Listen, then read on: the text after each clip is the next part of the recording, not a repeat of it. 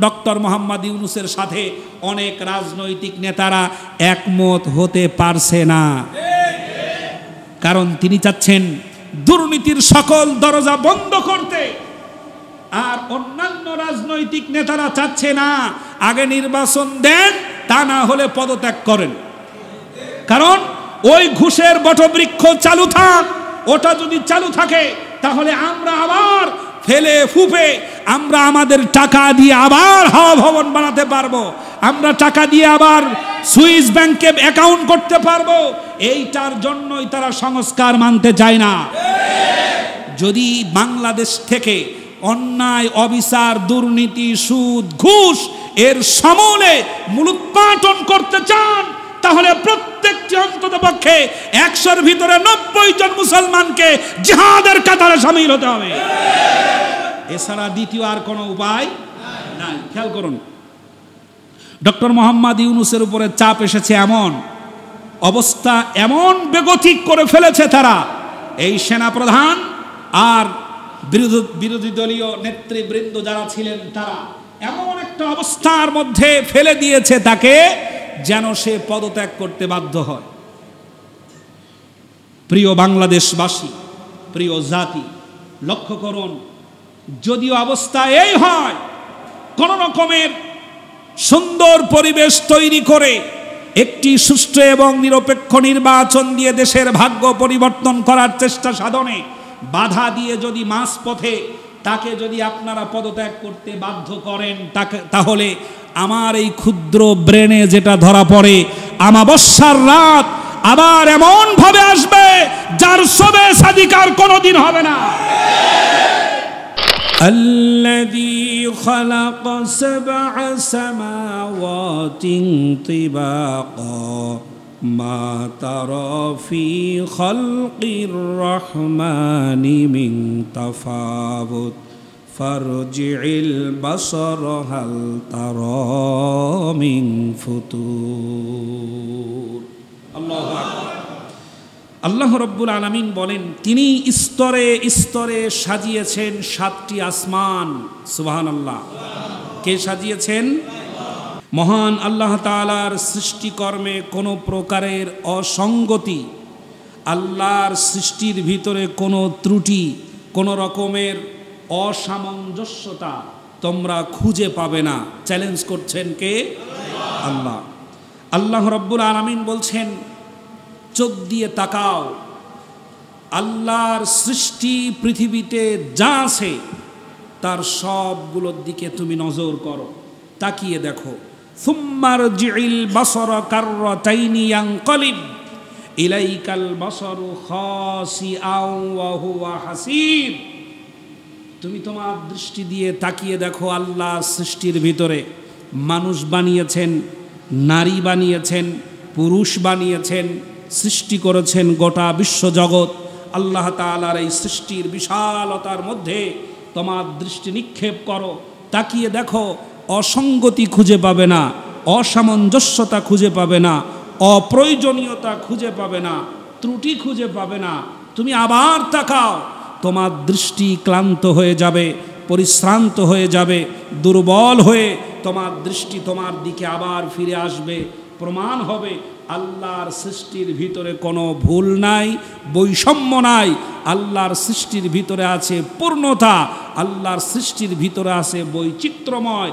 আল্লাহ পাকের কুদরত প্রকাশ পায়। সুবহানাল্লাহ। আল্লাহর সৃষ্টির ভিতরে কোনো ত্রুটি আছে? ভুল আছে? ভুল নাই।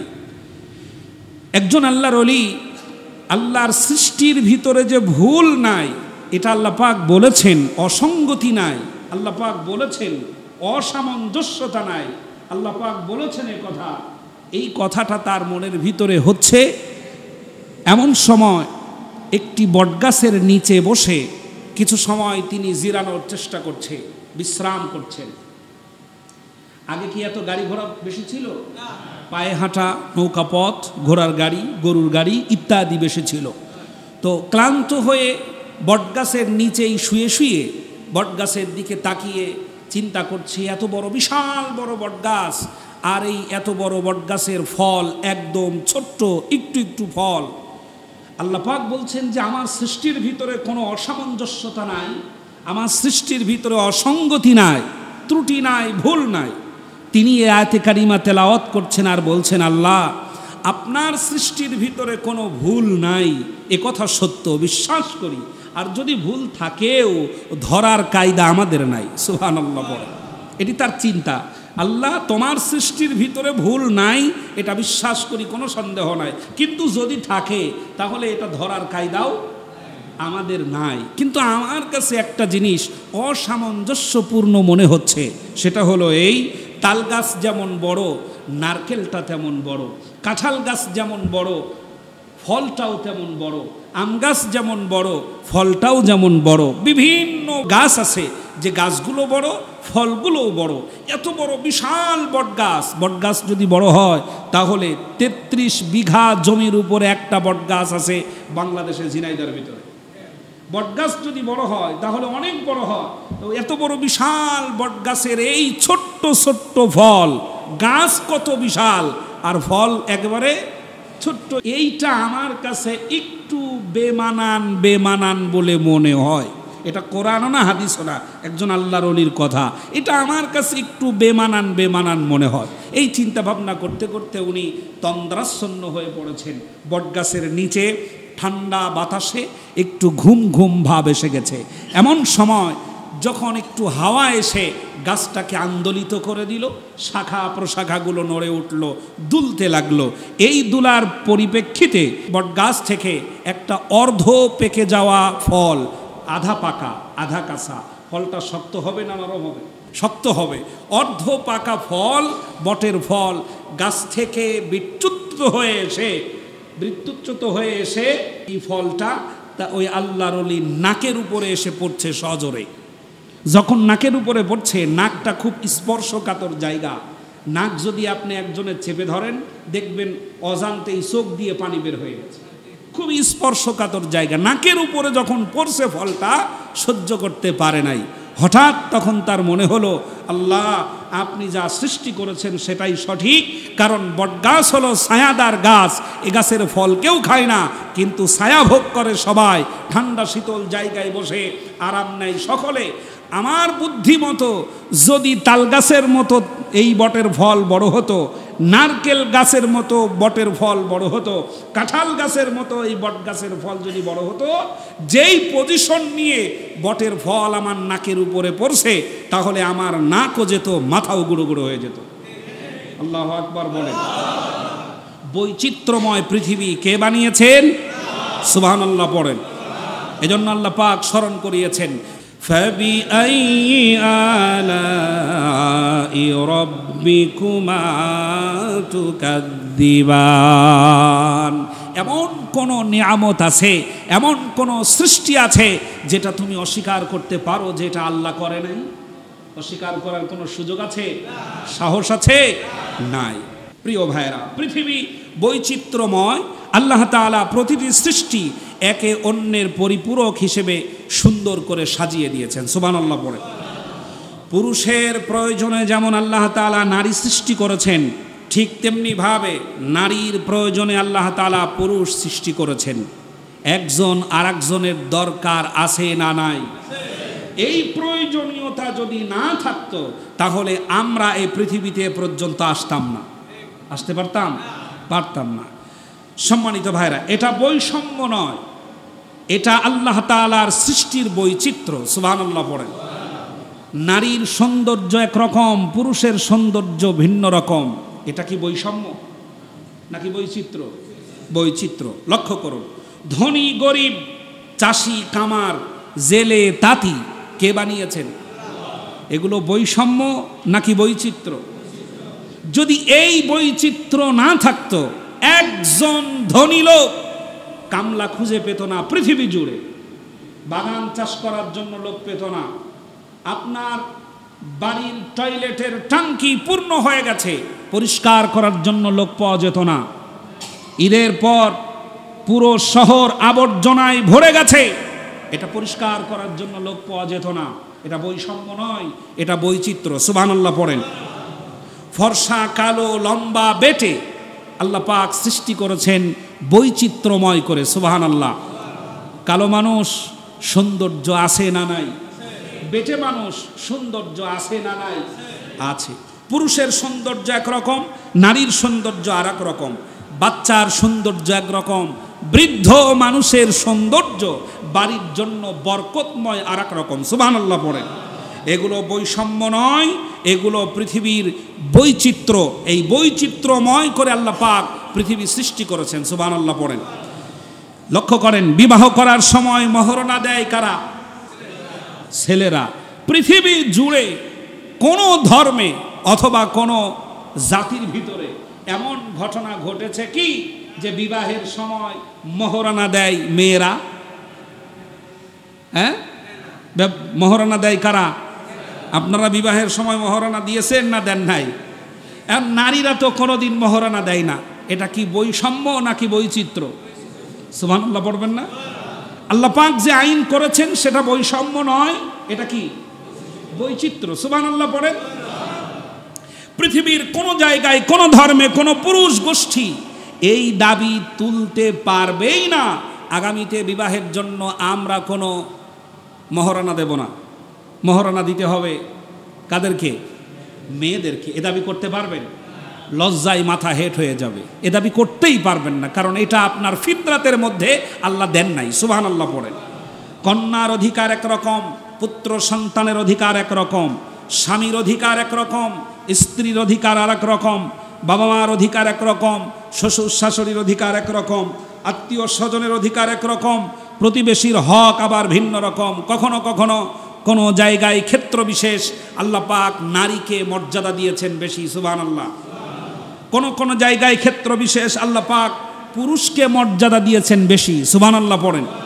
এগুলো বৈষম্য নয়, এগুলো কি বৈচিত্র্য। এগুলো বৈষম্য নয়, এগুলো বৈচিত্র্য। সুতরাং আমার দেশে নারী এবং পুরুষের বৈষম্যকে সামনে এনে সরকারের কাছে বৈষম্য দূর করার জন্য যেই সংস্কারপত্র জমা দিয়েছে, ওরা বৈষম্য আর বৈচিত্র্যের মধ্যে পার্থক্যই বোঝে না। সুতরাং আমার কাছে মনে হয় ওদের তৈরি করা যেই সংস্কারের দাবি তারা তুলেছে, এই সংস্কারের দাবিকে মুহূর্তের ভিতরে ডাস্টবিনে নিক্ষেপ করা দরকার এবং তাদেরকে বোঝানো দরকার পৃথিবী জুড়ে যা সৃষ্টি করেছেন সৃষ্টিকর্তা বলেন, গড বলেন, ভগবান বলেন আর আল্লাহ বলেন, তিনি যা বানিয়েছেন তা বৈষম্য করে বানান নাই, বরং বৈচিত্র্যময় করে বানিয়েছেন। একটা আরেকটার জন্য সৌন্দর্য তৈরি করেছেন। সুবহানাল্লাহ। এগুলোকে ইসলামটাকে বিনষ্ট করার জন্য চেষ্টা করছে। আরেকটি বিষয় লক্ষ্য করুন, কিছু নারীরা পোশাকের স্বাধীনতা চায়। কিসের? পোশাকের স্বাধীনতা চায়। আমি আপনাদেরকে প্রশ্ন করি, লক্ষ্য করেন, যাদের মোটামুটি এতটুকুন জ্ঞান আছে, ধারণা আছে, আদিকালের যুগের মানুষ ভালো পোশাক পরতো নাকি এখনকার মানুষ ভালো পোশাক পরে? আদিকালের মানুষ কি পোশাক সম্পর্কে ধারণা ছিল? ধারণা ছিল? ধারণা ছিল না। পোশাক সম্পর্কে তাদের ধারণা ছিল না। আদিকাল যুগের মানুষ প্রায় নগ্ন ছিল। পোশাক পরিচ্ছদ বানানো, সেগুলো ব্যবহারের উপযোগী করে তৈরি করে ব্যবহার করার ব্যাপারে কোনো ধারণা জ্ঞান তাদের ছিল না। দিন যেতে থাকে, মানুষের জ্ঞান বৃদ্ধি হতে থাকে, সময় পার হতে থাকে, মানুষের দক্ষতা, যোগ্যতা, মানুষের বুদ্ধি বিবেক উন্নত হতে থাকে। আজ আমরা যে অবস্থানে আছি, আমার গায়ে আছে পাঞ্জাবি, ঘাড়ে আছে রুমাল, মাথায় আছে টুপি, আপনাদের নানান রকমের পোশাক গায়ে দিয়ে এসেছেন। এই পোশাক, এই পরিচ্ছদ ব্যবহার করার বুদ্ধি মানুষের বুদ্ধির ধারণ বিকাশের ধারাবাহিকতার উন্নতি সাধন করেছে। মানুষ বুদ্ধিতে উন্নত হয়েছে, জ্ঞানে উন্নত হয়েছে। এই জন্য মানুষ সুন্দর সুন্দর পোশাকে নিজেকে আবৃত করে নিজের সৌন্দর্যকে মানুষের সামনে ফুটিয়ে তোলে। মাঝখান দিয়ে জঙ্গল থেকে কোন পশু বের হয়ে এসে পোশাকের স্বাধীনতা আছে, আদি যুগের মানুষের মতো ল্যাংটা হতে চায়, পিটিয়ে ঠান্ডা করা দরকার। এ জাতি মুসলিম উম্মাকে প্রশ্নবিদ্ধ করে। এরা আশ্চর্য হতে হয়, বিশ্ববিদ্যালয়ে লেখাপড়া করার পর যদি নগ্ন হতে চায়, এমন বিশ্ববিদ্যালয়ের দরকার নাই। স্কুল কলেজ ইউনিভার্সিটির জ্ঞান অর্জন করে যদি নগ্নতায় সামনে আনতে চায়, এমন শিক্ষিত ডক্টরকে কবর দিয়ে দেওয়া উচিত। গোটা জাতির জন্য এরা শত্রু। আপনি আপনার সন্তানকে ল্যাংটা রাখবেন নাকি ভালো পোশাক পরাবেন? ওরা কারা? ওরা কারা যারা পোশাকের স্বাধীনতা আছে উলঙ্গপনাকে বিস্তীর্ণ করে ছড়িয়ে দিতে চায় বাংলাদেশে? তাদেরকে প্রতিহত করা দরকার। প্রিয় ভাইয়েরা, শ্রেষ্ঠ মর্যাদা আল্লাহ পাক লেবাসুত তাকওয়া কোরআনুল কারীমের ভিতরে বলেছেন, সুন্দর পোশাকে আবৃত করো। এরপরে আল্লাহ তাআলা বলছেন, ইয়া বানি আদম খুযু যিনাতাকুম ইনদা কুল্লি মসজিদ। জোরে বলেন আল্লাহু আকবার। আল্লাহ রাব্বুল আলামিন বলেন, যখন তুমি কর্মকাণ্ডে থাকবে অবশ্যই তোমার পোশাক পরিধান করা থাকবে। এটা তো অবশ্যই তুমি তোমার নিজের আব্রু, নিজের ইজ্জতটাকে ঢেকে রাখবে। কিন্তু বান্দা যখন আমি আল্লাহ রাব্বুল আলামিনের সামনে দণ্ডায়মান হওয়ার জন্য মসজিদের ভিতরে প্রবেশ করবে, তখন অবশ্যই তুমি আরো চমৎকার এবং সুন্দর পোশাকে নিজেকে সজ্জিত করবে। সুবহানাল্লাহ। পোশাক পরার জন্য বলছেন কে? আল্লাহ। সুন্দর পোশাকে নামাজে দাঁড়াও। আর আমাদের পোশাকগুলো, সুন্দর পোশাকগুলো থাকে বিয়াই বাড়িতে যাওয়ার জন্য। ভালো দামি ধুতি কাপড়ের তৈরি করা পাঞ্জাবি, এগুলোর ভাঁজ ভাঙা যাবে না। ভালো ধরনের কোনো অনুষ্ঠান হলে পরে সেখানে আমরা যাব, এই আশায় আমরা থাকি। অথচ শ্রেষ্ঠ দাঁড়ানো হলো আল্লাহর সামনে দাঁড়ানো। এখানেই আপনার শ্রেষ্ঠ পোশাকটার প্রয়োজন ছিল। এ দাবিটা কার?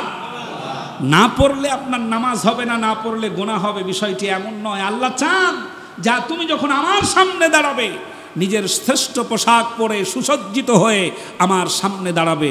চুলগুলো থাকবে আঁচড়ানো, দাড়িগুলো থাকবে আঁচড়ানো, তোমাকে দেখেই যেন অন্য মানুষ তার অন্তরে একটা প্রশান্তির বাতাস যেন তার অন্তরে ছুঁয়ে যায়। মুসলিম নেষ্টি, মুসলিম অপরিচ্ছন্ন, মুসলিম অপরিষ্কার, পবিত্রতা পরিচ্ছন্নতা বোঝে না, এমন ধারণা যেন পৃথিবীর কেউ করতে না পারে। আমার বান্দা তুমি শ্রেষ্ঠ সব দিক থেকে হবে। তোমার পোশাক পরিচ্ছদ, তোমার চলাফেরা, তোমার উঠা বসা, এসবগুলো সবার চাইতে ভিন্ন, উন্নত হবে। সুবহানাল্লাহ। এ দাবিটা কার? আমরা সব চাইতে মন্দ পোশাক পরি কোথায়? নামাজে। ভুল বললাম? আমার কথাটা কি ঠিক আছে? ভালো পাঞ্জাবি, এখানে যারা গেঞ্জি পরে আসছেন, পাঞ্জাবি নাই বাড়িতে? ভালো আছে।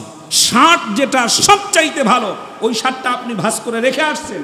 নামাজে যাবেন, ভালো একটা টুপি আপনি ঈদের দিনের জন্য রেখে দিয়েছেন, অথচ নামাজে দাঁড়াচ্ছেন শ্রেষ্ঠ জায়গা মহান মালিকের সামনে। এই জায়গা আপনার পোশাকের কৃপণতা কেন? আল্লাহ আমাদের বোঝার তৌফিক দান, বলেন আমিন। এগুলো বৈষম্য নয়, বৈচিত্র্যময় করে আল্লাহ পাক পৃথিবীকে সুন্দর করে সাজিয়েছেন। সুবহানাল্লাহ পড়েন। আল্লাহ পাক আমাদের মর্যাদাশীল বানিয়েছেন, সম্মান দিয়েছেন। সুবহানাল্লাহি ওয়া বিহামদিহি। সম্মানিত ভাইরা, সুতরাং আজকের এই পৃথিবী, বৈচিত্র্যময় পৃথিবীকে বৈষম্যময় করে তুলেছে নাস্তিক, মুরতাদ, কাফের, বেঈমান আর মুশরিকেরা। আল্লাহ পাক এ জাতিকে যেন হেফাজত করেন, বলেন আমিন। প্রিয় ভাইরা, আসুন আমরা নির্ধারিত বিষয়ে আলোচনার শেষ চ্যাপ্টারটা শেষ করার চেষ্টা করব।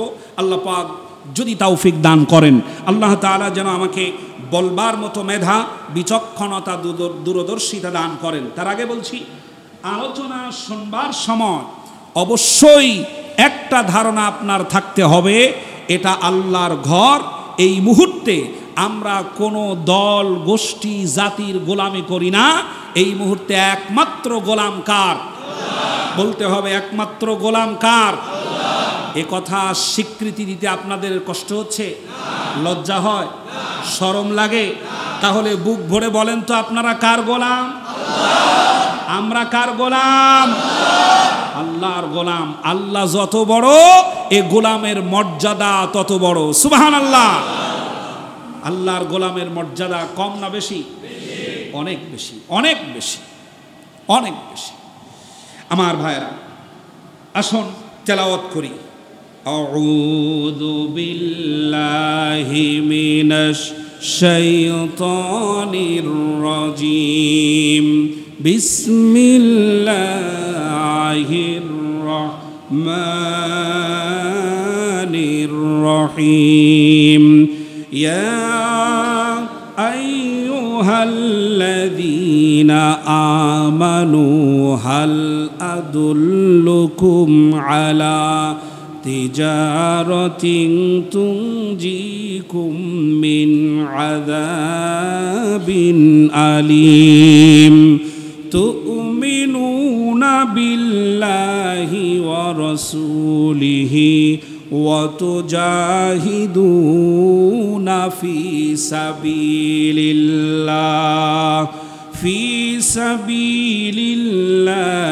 বিআমওয়ালিকুম ওয়া আনফুসিকুম যালিকুম খায়রুল লাকুম ইন কুনতুম তা'লামুন।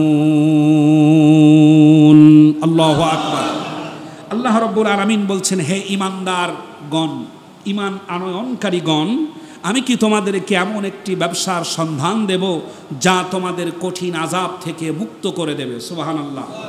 সেটা হলো এই, তোমরা আল্লাহ এবং রসুলের প্রতি ঈমান আনবে এবং আল্লাহর পথে অর্থ সম্পদ জান প্রাণ দিয়ে জিহাদ ফি সাবিলিল্লাহ করবে। যদি তোমরা বুঝে থাকো তাহলে এটাই তোমাদের জন্য কল্যাণকর। আমি এই আয়াতের ব্যাখ্যায় যাওয়ার আগে একটি কথা বলে নিতে চাই, সেটা হলো এই, বাংলাদেশে 100 জন মানুষের ভিতরে কতজন মুসলমান ধরবেন? কমপক্ষে 90 জন। লক্ষ্য করেন, 100 জন মানুষের ভিতরে কমপক্ষে 90 জন মুসলমান ধরবেন।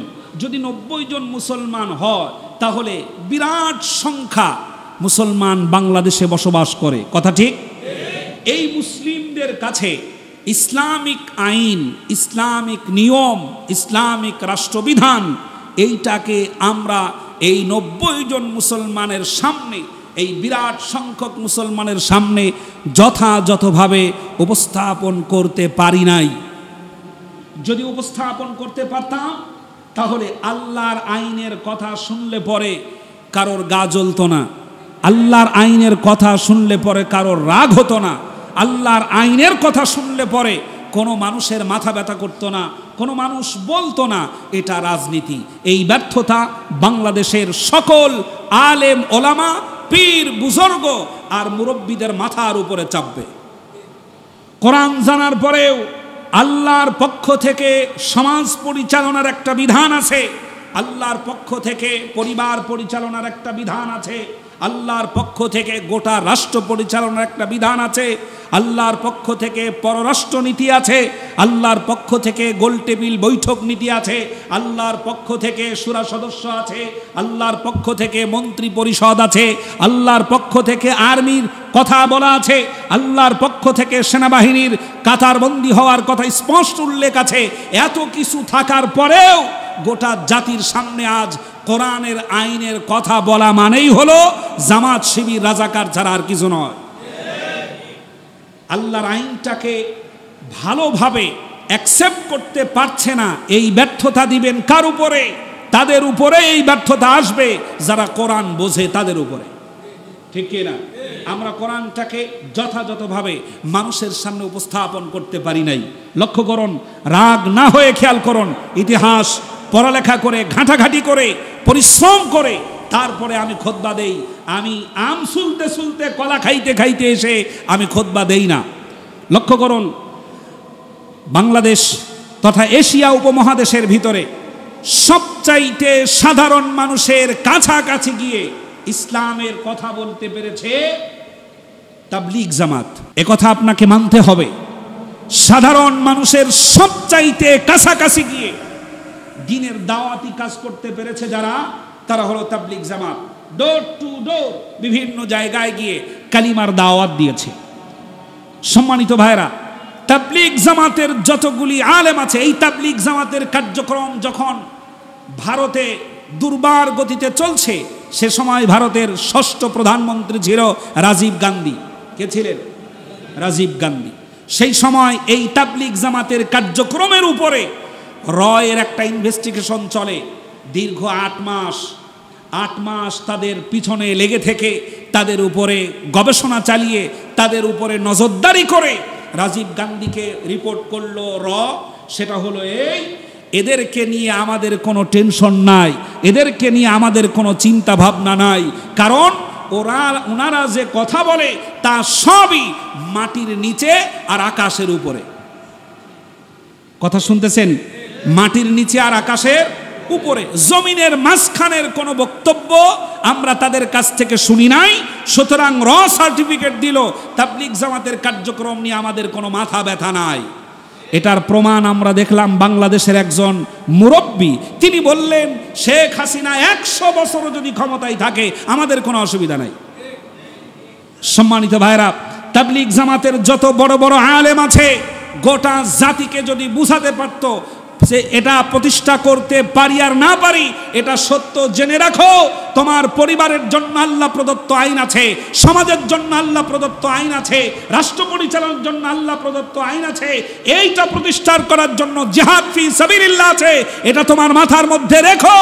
যদি বুঝাতে পারতাম এই আলেম সহ বাংলাদেশের কওমি মাদ্রাসা সহ আলিয়া মাদ্রাসা সহ সকল উলামা ইকরাম এগুলো যদি সাধারণ মানুষকে বুঝাতে পারতাম, তাহলে শিরিক বেদাত আর বাংলাদেশের যত আল্লাহর দ্বীন প্রতিষ্ঠার আন্দোলন এগুলোকে মানুষ বাঁকা চোখে দেখতো না। অন্তত 90 জন মুসলমান।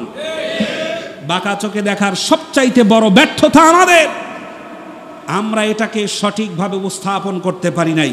সুতরাং ভালো করে বুঝবার জন্য চেষ্টা করুন। আল্লাহ পাক যেন আয়াতে কারিমার কথাগুলো আমাদের হৃদয়ঙ্গম করার তৌফিক দান করেন, বলেন আমিন।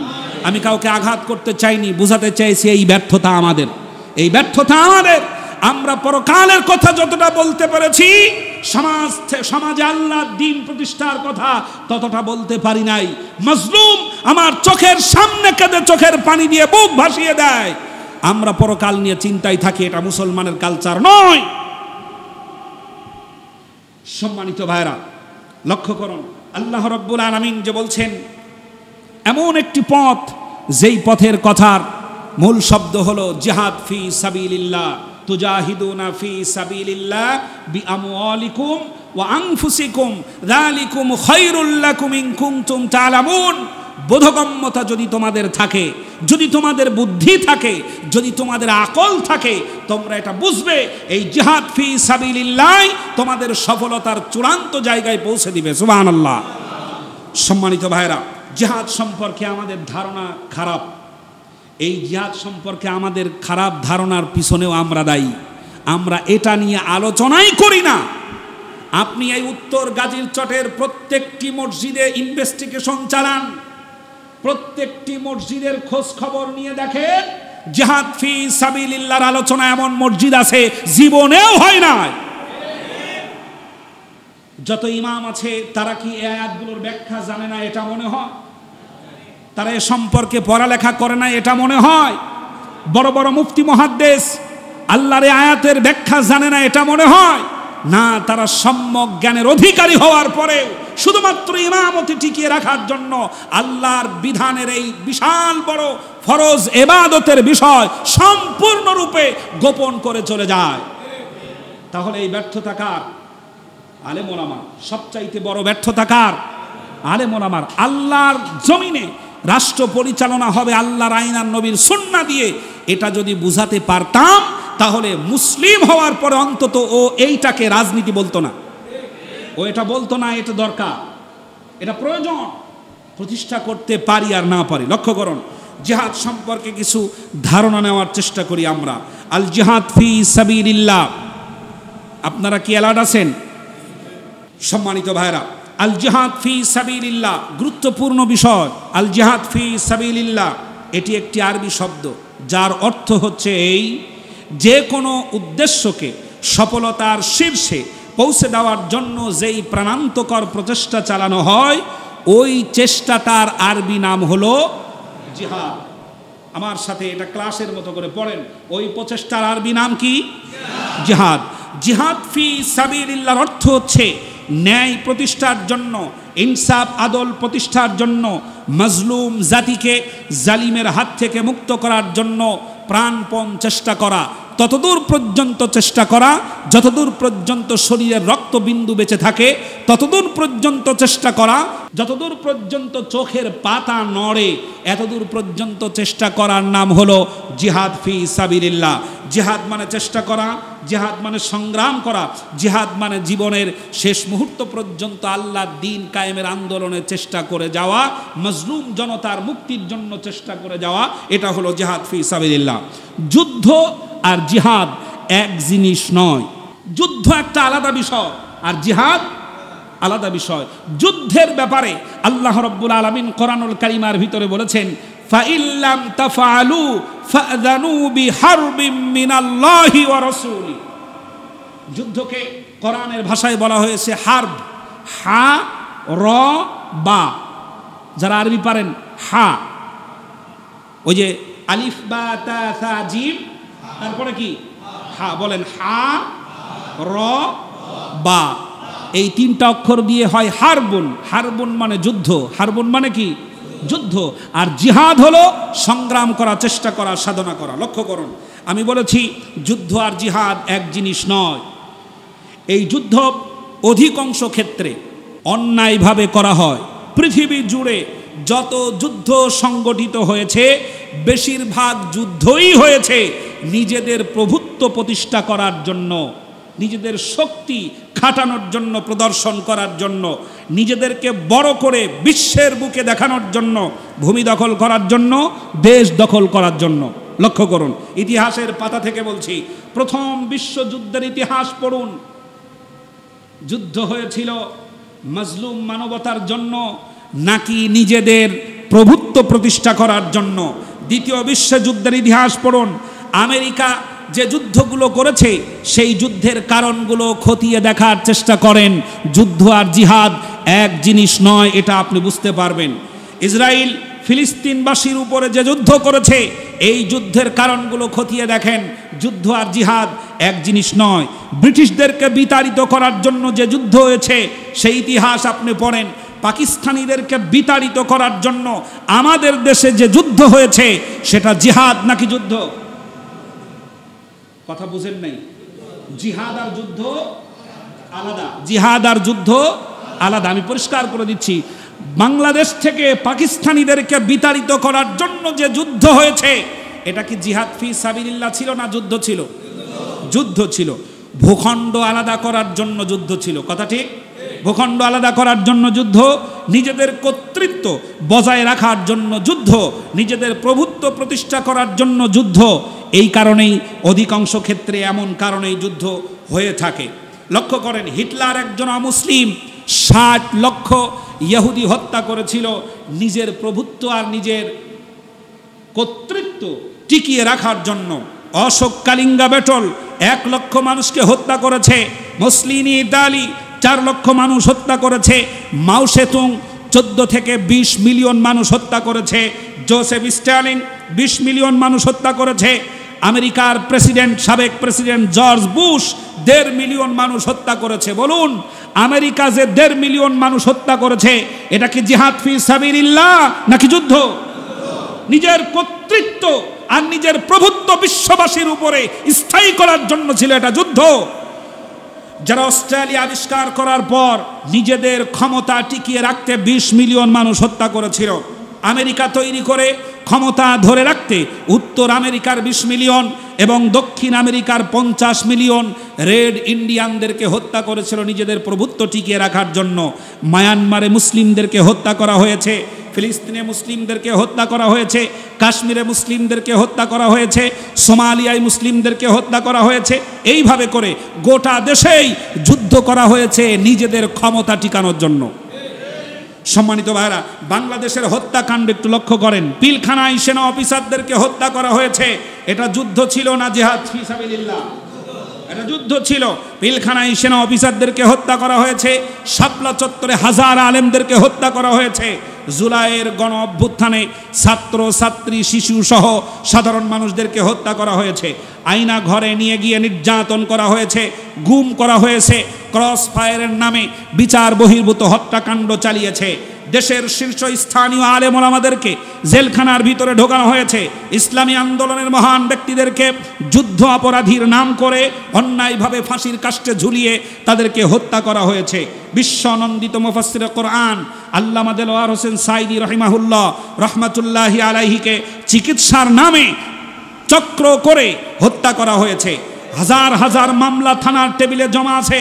দেশের বর্ষিয়ানা আলেম আল্লামা জুনায়েদ আল হাবিবি, আল্লামা বাবুনগরী সহ তাদের উপর অত্যাচার করা হয়েছে। এই সব করা হয়েছে ন্যায় ইনসাফ প্রতিষ্ঠা করার জন্য নাকি ক্ষমতা টিকানোর জন্য? কথা কি পরিষ্কার বোঝা গেছে? যুদ্ধ আর জিহাদ এক জিনিস নয়। আর জিহাদ কি? জিহাদটা কি লক্ষ্য করেন। জিহাদ ফি সাবিলিল্লাহ হলো এমন একটা ন্যায় প্রতিষ্ঠা করা যেই ন্যায়ের সুফল পাবে মুসলিম নন মুসলিম, দেশি প্রবাসী সকল মানুষের উপরে, যে আইনটা হবে শান্তির কারণ। সুবহানাল্লাহ।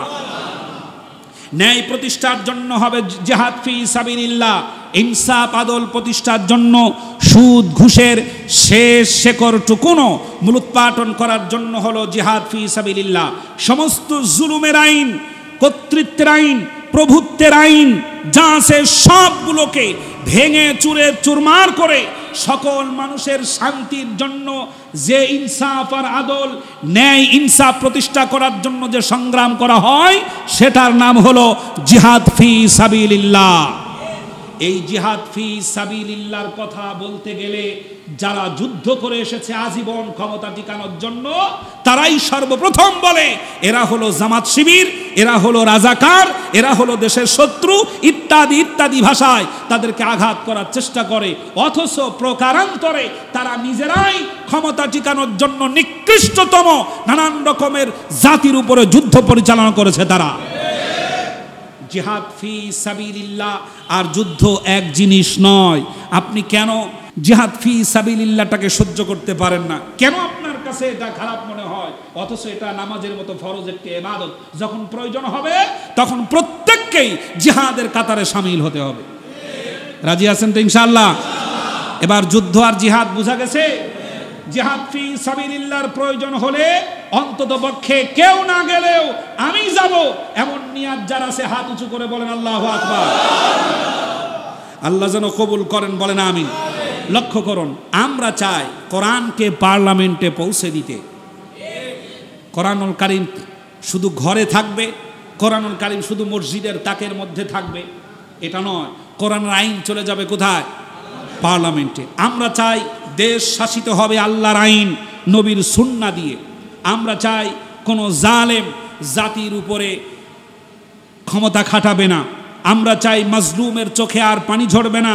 আমরা চাই ন্যায় ইনসাফ প্রতিষ্ঠা করতে মানব রচিত সকল কুফরি মতবাদের ভিত ভেঙে দিয়ে আল্লাহর আইন এবং নবীর সুন্নাহ প্রতিষ্ঠা করতে আমরা চাই। এটা আমাদের চেষ্টা সাধনা, এটাই আমাদের জিহাদ ফি সাবিলিল্লাহ। আল্লাহর আইন আর নবীর সুন্নাহ দিয়ে সমাজ দেশ পরিচালিত হলে আপনাদের অসুবিধা আছে? এটা যদি প্রতিষ্ঠা করার জন্য প্রয়োজন হয় সমর্থন দেওয়ার, প্রস্তুত আছেন? প্রয়োজন হয় অর্থ দেওয়ার, প্রস্তুত আছেন? প্রয়োজন যদি হয় মুখ দিয়ে বলার যে হ্যাঁ আল্লাহর আইন আর নবীর সুন্নাহ দিয়ে দেশ চলুক, তাতে আমার অসুবিধা নাই, একমত আছেন যারা আবার হাত তুলে বলেন আল্লাহু আকবার। এই চেষ্টা করতে গিয়ে আমরা যে মিছিল করি, আমরা যে গণজমায়েত করি, আমরা যে ধর্মঘট করি, আমরা যে সংগ্রাম করি, আমরা যে বইপত্র লিখি, আমরা যে মিটিং করি, এ সবগুলো হলো জিহাদ ফি সাবিলিল্লাহ।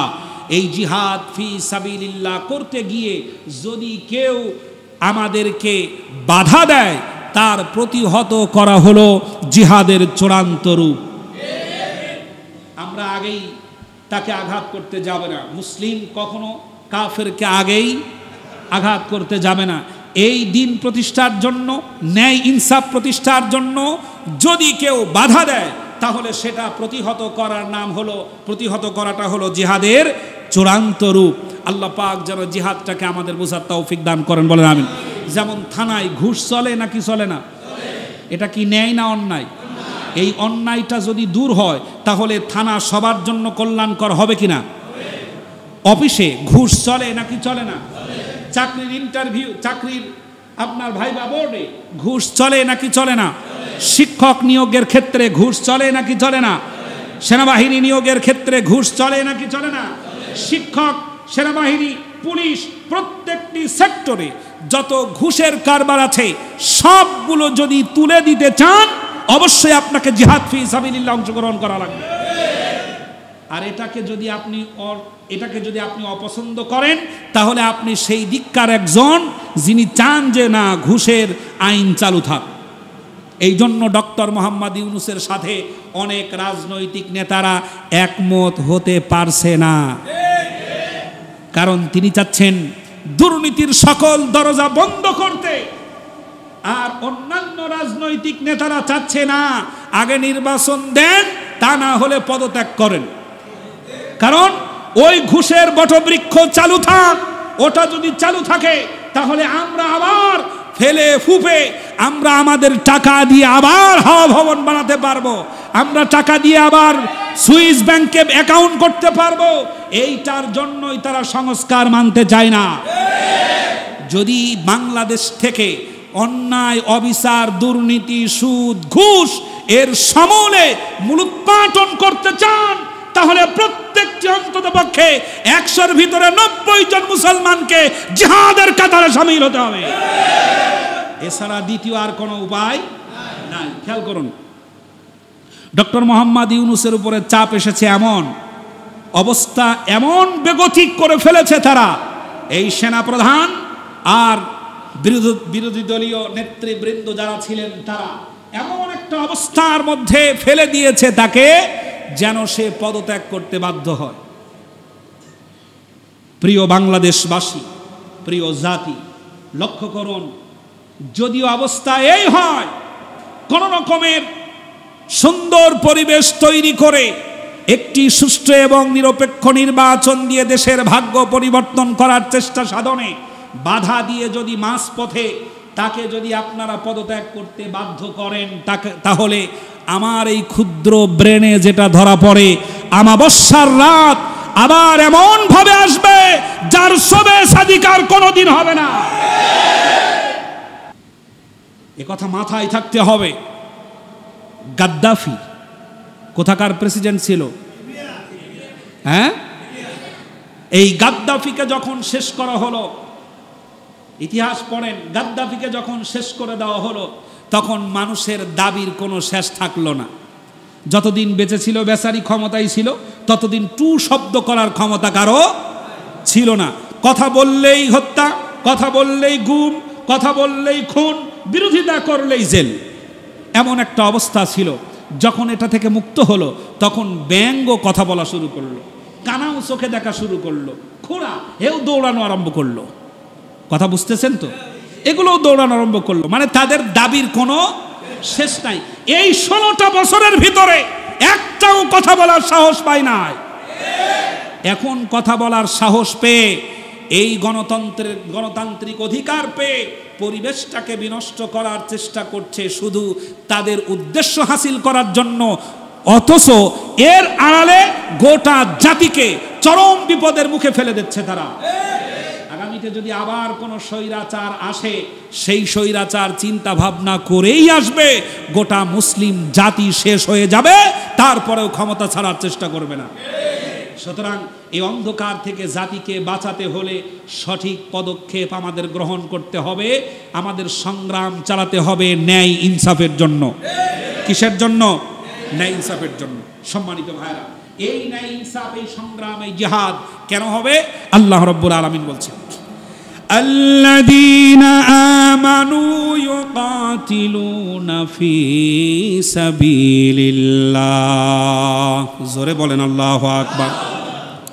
আল্লাহ রাব্বুল আলামিন বলেন, যারা ঈমানদার, যারা নাকি বিশ্বাস করে পরকালকে, যারা আল্লাহ রাব্বুল আলামিনের উপরে বিশ্বাস করে, তারাই হলো আল্লাহ পাকের আইনটা প্রতিষ্ঠা করার জন্য সংগ্রাম করে, লড়াই করে, ইনসাফ প্রতিষ্ঠা করার জন্য তারা লড়াই করে। আর পক্ষান্তরে যারা কাফের, আল্লাহ রাব্বুল আলামিন পরের শব্দেই বলেন, ওয়াল্লাযীনা কাফারু ইউকাতিলুনা ফি সাবিলিত তাগুত। আল্লাহু আকবার। লক্ষ্য করুন, আমি বানিয়ে বলছি না, খেয়াল করেন। আল্লাযীনা আমানু ইউকাতিলুনা ফি সাবিলিল্লাহ, ন্যায় ইনসাফ প্রতিষ্ঠা করার জন্য, আল্লাহর আইন এবং নবীর সুন্নাহ প্রতিষ্ঠা করার জন্য সংগ্রাম করে যারা, তারা হলো মুসলমান মুমিন। আর যারা মানুষের বানানো তৈরি করা আইন প্রতিষ্ঠা করার জন্য সংগ্রাম করে তারা হলো কাফের, ফতুয়াকার। এবার কোন ফতুয়া বোর্ডে নিয়ে গিয়ে এই আয়াত বাতিল করবেন করেন।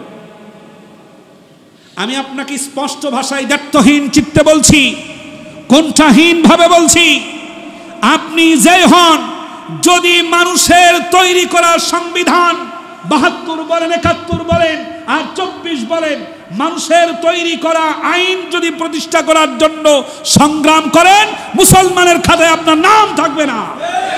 এ ফতুয়া কার? কার? সূরা নিসা আয়াত ৭৬, ঘরের মধ্যে বসে এখনই মিলান। আমি ব্যাখ্যা করি নাই, শুধু তরজমা বলছি। যারা আল্লাহর দ্বীনটা কায়েম করার জন্য, নবীর সুন্নাহকে প্রতিষ্ঠা করার জন্য সংগ্রাম করে তারা মুমিন, তারা মুসলমান।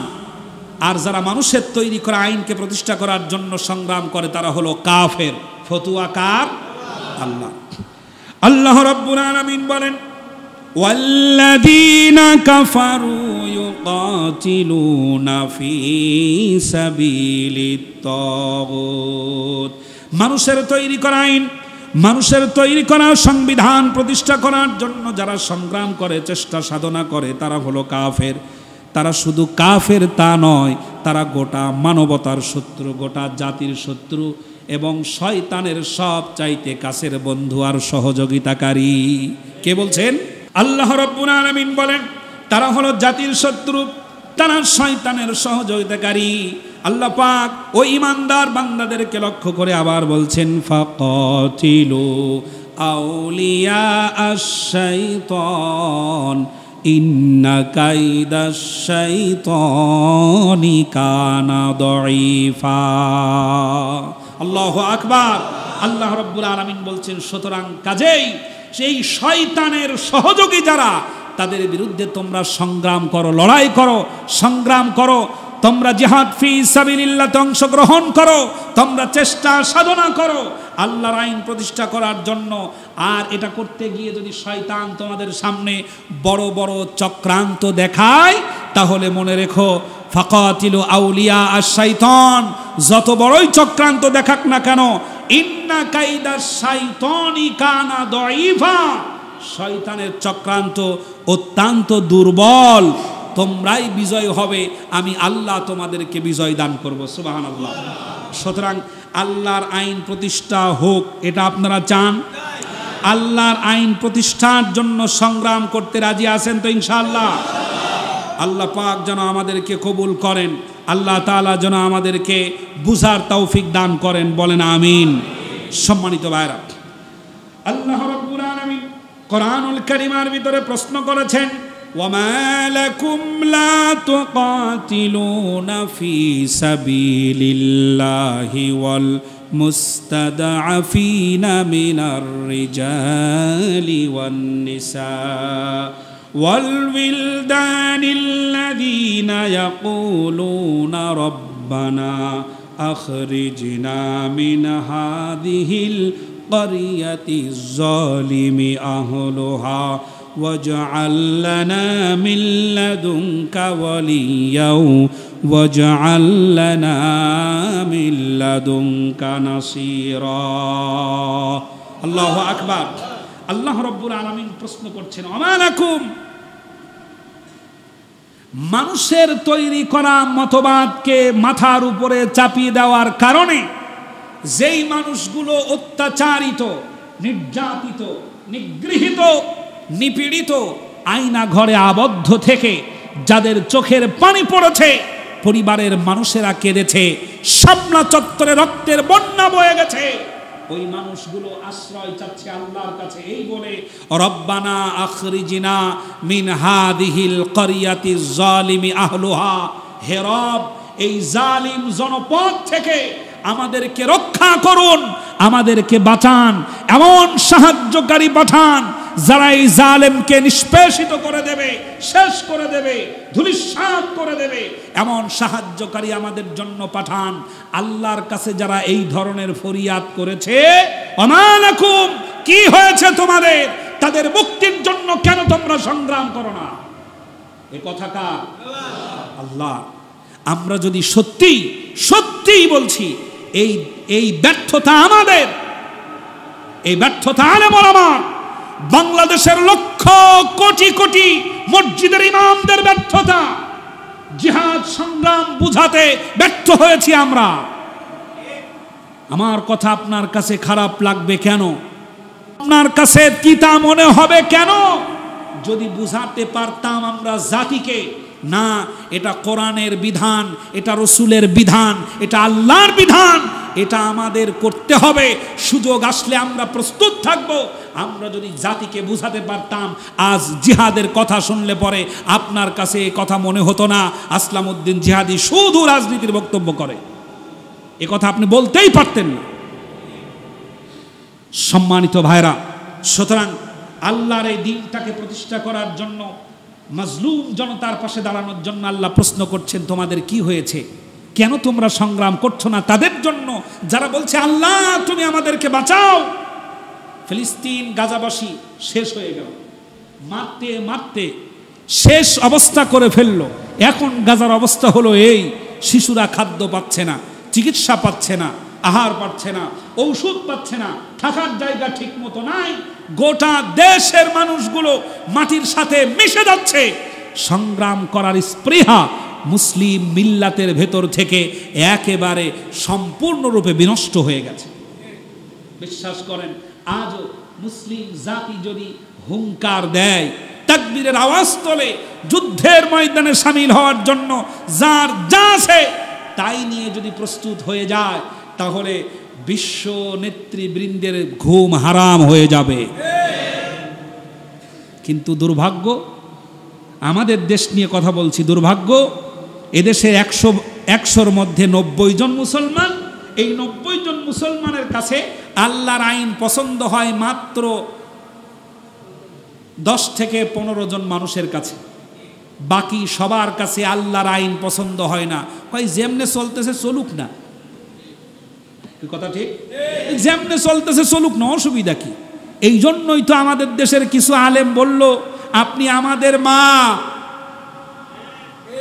কি বলল? আপনি আমাদের মা। আপনি একজন নিশ্চিত আল্লাহর জান্নাতি।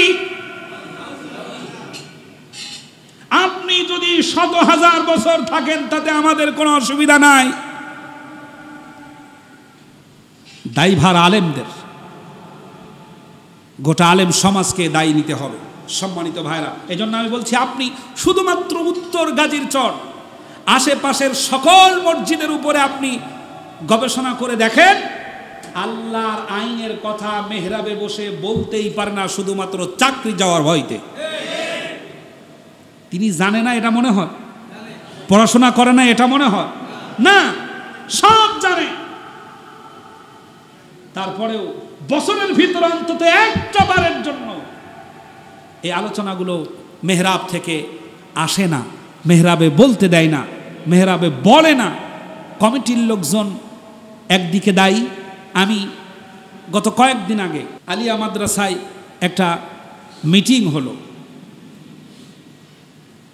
প্রিন্সিপাল আলহাজ মোফাজ্জল হোসেন ভুইয়া সাহেবের উপস্থিতিতে এই মিটিংয়ে বেশ কিছু আলেম ওলামা আসলো। অনেকেই অনেক রকমের কথা বলছেন ঈদগাহ ময়দানকে আবার সেই পুরনো ঐতিহ্য ফিরিয়ে আনার জন্য। সেখানে আমি বেশ কিছু পরামর্শ দিয়েছি, তার ভিতরে একটি কথা বলেছি, সেটা হলো এই, নামাজের ভিতরে ঈদের নামাজ 2 রাকাত, নামাজ পড়া ওয়াজিব, খুতবা শোনাও ওয়াজিব। ঈদের নামাজ পড়া কি ওয়াজিব? ঈদের নামাজ যেমন ওয়াজিব, খুতবা শোনাও ওয়াজিব। এখন আমরা দেখতে পাই যেটা, সেটা হলো এই, টাকা কালেকশন করার তাগিদে সালাম ফিরানোর পর কমিটির লোকজন উঠে দাঁড়ায় টাকা কালেকশন করার জন্য। টাকা কালেকশন করার জন্য কমিটির লোকজন উঠে দাঁড়ায়, নাম ঘোষণা করে দেওয়া হয়। সালাম ফিরানোর পরে টাকা কালেকশন করা যাবে না। যদি করতে হয় তাহলে নামাজে দাঁড়ানোর পূর্বেই যাবতীয় কার্যক্রম শেষ করে এরপরে জনগণকে জানিয়ে দেবেন নামাজ পড়া ওয়াজিব, খুতবা শোনাটাও ওয়াজিব। আপনাদের সকল ঝামেলা আমরা মুক্ত করে দিয়ে নামাজে দাঁড়ালাম। একজন ব্যক্তিও খুতবা শ্রবণ না করে ঈদগাহ ময়দান ত্যাগ করবেন না। এরপর যদি কোনো ব্যক্তি চলে যায় সে দায়ী, সে তার ব্যক্তিগত, তার নিজের উপরে বর্তাবে। আর যদি কমিটি নিজের কোনো নিয়ম প্রতিষ্ঠার, নিয়ম পরিচালনার জন্য নিয়মের কারণে জনগণ যদি ভয়ের চোটে, টাকা দেওয়ার ভয়তে অনেকে উঠে চলে যায়, ঠিক না? টাকা দেওয়ার ভয়তে অনেকে উঠে চলে যায়, বিরক্ত হয়ে অনেকে উঠে চলে যায়। অবস্থা যদি এই হয়, সম্পূর্ণ দায়ী কমিটির মাথার উপরে থাকবে। সম্মানিত ভাইরা, মসজিদ কমিটি আছে, আল্লাহর কোরআনের কথা মসজিদে বলতে দেয় না। লক্ষ্য করেন, আল্লাহ পাক কোরআনে বলছেন, কোরআনের আইনের কথা, কোরআনের বিধানের কথা যেই লোকটা আল্লাহর ঘরে বলতে দেয় না, তার চাইতে বড় জালেম এই পৃথিবীতে আর কেউ নাই। এটা আল্লাহর ভাষা।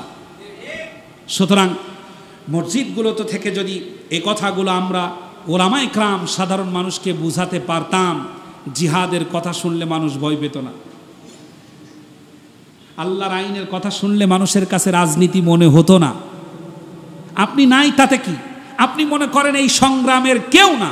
আপনি আলেম হিসাবে জাতিগ্রন্থতে এতটুকু বোঝাতে পারেন, এই রকমের একটা চ্যাপ্টার আল্লাহর কোরআনে কিন্তু মানব সমাজের জন্য আছে। এটা মনে রেখো, এটা মনে রেখো, এই কথাটা মনে রেখো। সেটা হলো এই, কোরআনে কিন্তু সামাজিক বিধান আছে। এটা মনে রেখো, কোরআনে রাষ্ট্র পরিচালনার নিয়ম আছে, ইসলামের রাষ্ট্র পরিচালনার নিয়ম আছে। এটা মনে রেখো, জেনে রেখো। তোমার সামনে কথা আসবে, যখন আসবে তখন যেন আল্লাহর এই বাণী শোনার পরে তোমার কাছে রাজনীতি মনে না হয়, সাবধান থাকবে। এটা যদি বোঝাতে পারতাম তাহলে আমাদের দেশের মানুষের কাছে আজ ইসলামিক আইন এতটা খারাপ মনে হতো না। সম্মানিত ভাইরা, সুতরাং আল্লাহ পাক বলছেন, আল্লাযীনা আমানু ইউকাতিলুনা ফি সাবিলিল্লাহ। আল্লাহ রাব্বুল আলামিন বলেন, সুতরাং যারা আল্লাহর আইনকে প্রতিষ্ঠা করার জন্য সংগ্রাম করে তারা হলো মুসলমান, আর মানুষের বানানো আইন প্রতিষ্ঠা করার জন্য সংগ্রাম যারা করে তারা হলো কাফের। আল্লাহ রাব্বুল আলামিন বলেন, ওয়াল্লাযীনা কাফারু বা'দুহুম আউলিয়াউ বা'দ ইল্লা তাফআলুহু তাকুন ফিতনাতুন ফিল আরদ ওয়া ফাসাদুন কাবীর। জোরে বলেন আল্লাহু আকবার। আল্লাহ পাক বলছেন, কত অথেন্টিক কথা লক্ষ্য করুন, পৃথিবীর আচরণের সাথে কত মিল। আল্লাহ পাক বলছেন, আল্লাযীনা কাফারু বা'দুহুম আউলিয়াউ বা'দ। সমস্ত কাফেরেরা একজন আরেকজনের সহযোগিতাকারী। কে বলছেন? কাফেরেরা কি একজন আরেকজনের সহযোগিতাকারী নয়? আমাদের দেশে হিন্দু বেশি নাকি মুসলিম বেশি? ভারতে হিন্দু বেশি না মুসলিম বেশি? এখন এই দেশে একজন হিন্দুর উপরে আঘাত হলে গরম হয় কোথায়? ওয়াল্লাযীনা কাফারু বা'দুহুম আউলিয়াউ বা'দ। একজন কাফের আর একজন কাফেরের সহযোগিতাকারী। কথা বলছেন কে? আল্লাহ। এখানে আপনি একজন খ্রিস্টানকে হত্যা করেন, গোটা আমেরিকা ফেলে টকবক করে ফুটবে রাগের চোটে গোসায়। তারা একজন আর একজনের সহযোগিতাকারী। একজন মুশরিক যে দেশেই থাক আর একজন মুশরিকের সহযোগিতাকারী। আল্লাহ পাক বলছেন, ইল্লা তাফআলুহু তাকুন ফিতনাতুন ফিল আরদ ওয়া ফাসাদুন কাবীর। তোমরা মুসলমানেরাও যদি একজন আর একজনের সহযোগিতাকারী না হয়ে, সহযোগিতাকারী হয়ে যদি লড়াই সংগ্রাম না করো, এমন ফিতনা আর এমন ফাসাদ তোমাদের মাথার উপরে চেপে বসবে, যার ভার সহ্য করতে না পেরে চোখ দিয়ে শুধু পানি ফেলবে। আজ আমরা মুসলমান একজন আর একজনের সহযোগিতাকারী হতে পারছি না, একজন আর একজনের শত্রুতে পরিণত হয়েছে। এক মুসলমান আর এক মুসলমানের এখানে শত্রুতা কি নিয়ে? উনি সালাম ফিরানোর পর মোনাজাত করে, উনি সালাম ফিরানোর পরে মোনাজাত করে না। উনি তাবলিগ জামাত করে, উনি চরমনাই করে। উনি পীর মুরিদি করে, উনি আটরশি করে, নানান রকমের মাসলাক নিয়ে দ্বন্দ্ব তৈরি করে একজন মুসলমান আর একজন মুসলমানের মুখও দেখে না। অথচ আল্লাহ পাক বলছেন মুহাম্মাদুর রাসূলুল্লাহ ওয়াল্লাযীনা মাআহু আশিদ্দাউ আলাল কুফফার রুহামাউ বাইনাহুম। একজন ব্যক্তি যদি দাবি করে আমি আল্লাহকে বিশ্বাস করি এবং নবীকে আমার নবী হিসেবে মানি, এই লোকটা নামাজ পড়ুক না পড়ুক, রোজা রাখুক না রাখুক, যদি আল্লাহকে বিশ্বাস করে আর রসুলকে যদি মানে, তাহলে সেই লোকটা তোমার ভাই। তোমার কাছে যখন আসবে তখন তুমি তার জন্য পশমী হয়ে যাবে, তার জন্য তুমি নরম হয়ে যাবে, তার জন্য তুমি আরামদায়ক হয়ে যাবে, তার জন্য তুমি শান্তির হয়ে যাবে, তার জন্য তুমি নিরাপত্তার হয়ে যাবে। আজ আমার দেশে 8 রাকাত 20 রাকাত তারাবি নামাজ নিয়ে মোনাজাত করা বা না করা নিয়ে একজন মুসলমান আর একজন মুসলমানকে হত্যা পর্যন্ত করে। কোথায় চলে গেছি আমরা? এই জাতিকে উদ্ধার হতে হলে ইন্নাল্লাহা ইউহিব্বুল্লাযীনা ইউকাতিলুনা ফি সাবিলিহি সাফফান কাআন্নাহুম বুনিয়ানুম মারসুস। জিহাদের ময়দানে, সংগ্রামের ময়দানে নামাজের কাতারের মতোই ন্যায় ইনসাফ আদল প্রতিষ্ঠা করার জন্য আমাদের একত্রিত হয়ে সংগ্রামে অংশগ্রহণ করতে হবে। রাজি আছেন তো ইনশাআল্লাহ? জিহাদ আর যুদ্ধ এক জিনিস নয়, বুঝাতে পেরেছি? জিহাদ যে প্রয়োজন, জিহাদ যে ইবাদত, জিহাদ যে অত্যন্ত ফলপ্রসূ একটি ইবাদত, তা কি বুঝাতে পেরেছি? সম্মানিত ভাইরা, আগামী জুমায় আমি এর বাকি ব্যাখ্যাগুলো আগামী জুমায় করব ইনশাআল্লাহ। দাওয়াত রইল। আল্লাহ রাব্বুল আলামিন যেন আমাদেরকে জ্ঞান বৃদ্ধি করেন, কোরআনের কথা বুঝবার মতো হিকমত, কোরআনের কথা বুঝবার মতো ইমানি শক্তি আল্লাহ তাআলা যেন আমাদেরকে দান করেন। বলছি আমিন। আখিরি দাওয়ানা আলহামদুলিল্লাহি রাব্বিল আলামিন। মা আসসালাম।